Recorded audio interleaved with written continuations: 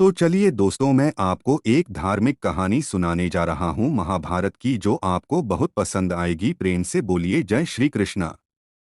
तो चलिए कहानी को शुरू करते हैं। इस कहानी का शीर्षक है अर्जुन की प्रतिज्ञा। महाभारत का भयंकर युद्ध चल रहा था। लड़ते लड़के अर्जुन रणक्षेत्र से दूर चले गए थे। अर्जुन की अनुपस्थिति में पांडवों को पराजित करने के लिए द्रोणाचार्य ने चक्रव्यूह की रचना की। अर्जुन पुत्र अभिमन्यु चक्रव्यूह भेदने के लिए उसमें घुस गया। उसने कुशलतापूर्वक चक्रव्यूह के 6 चरण भेद लिए, लेकिन 7वें चरण में उसे दुर्योधन, जयद्रथ आदि 7 महारथियों ने घेर लिया और उस पर टूट पड़े। जयद्रथ ने पीछे से निहत्थे अभिमन्यु पर जोरदार प्रहार किया। वह वार इतना तीव्र था कि अभिमन्यु उसे सहन नहीं कर सका और वीरगति को प्राप्त हो गया। अभिमन्यु की मृत्यु का समाचार सुनकर अर्जुन क्रोध से पागल हो उठा। उसने प्रतिज्ञा की कि यदि अगले दिन सूर्यास्त से पहले उसने जयद्रथ का वध नहीं किया तो वह आत्मदाह कर लेगा। जयद्रथ भयभीत होकर दुर्योधन के पास पहुंचा और अर्जुन की प्रतिज्ञा के बारे में बताया। दुर्योधन उसका भय दूर करते हुए बोला, चिंता मत करो मित्र, मैं और सारी कौरव सेना तुम्हारी रक्षा करेंगे। अर्जुन कल तुम तक नहीं पहुंच पाएगा, उसे आत्मदाह करना पड़ेगा। अगले दिन युद्ध शुरू हुआ। अर्जुन की आंखें जयद्रथ को ढूंढ रही थीं, किंतु वह कहीं नहीं मिला। दिन बीतने लगा। धीरे धीरे अर्जुन की निराशा बढ़ती गई।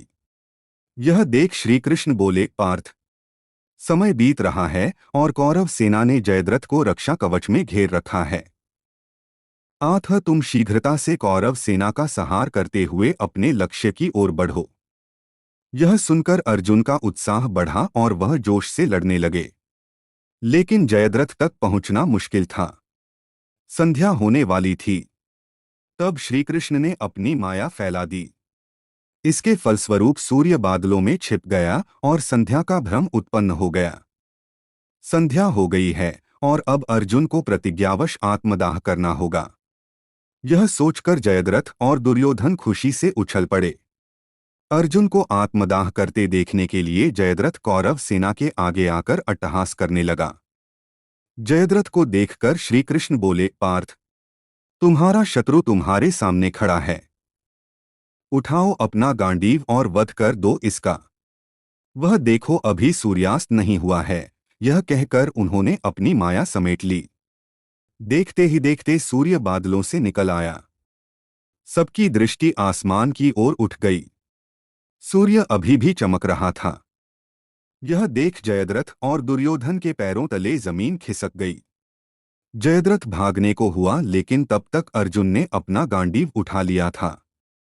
तभी श्रीकृष्ण चेतावनी देते हुए बोले, हे अर्जुन, जयद्रथ के पिता ने इसे वरदान दिया था कि जो इसका मस्तक जमीन पर गिराएगा उसका मस्तक भी 100 टुकड़ों में विभक्त हो जाएगा। इसलिए यदि इसका सिर जमीन पर गिरा तो तुम्हारे सिर के भी 100 टुकड़े हो जाएंगे।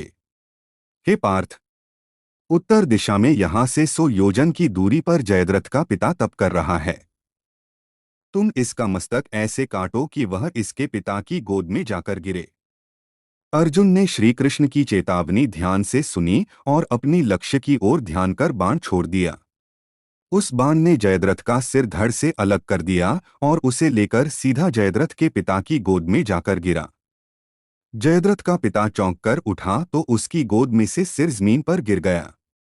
सिर के जमीन पर गिरते ही उनके सिर के भी 100 टुकड़े हो गए। इस प्रकार अर्जुन की प्रतिज्ञा पूरी हुई।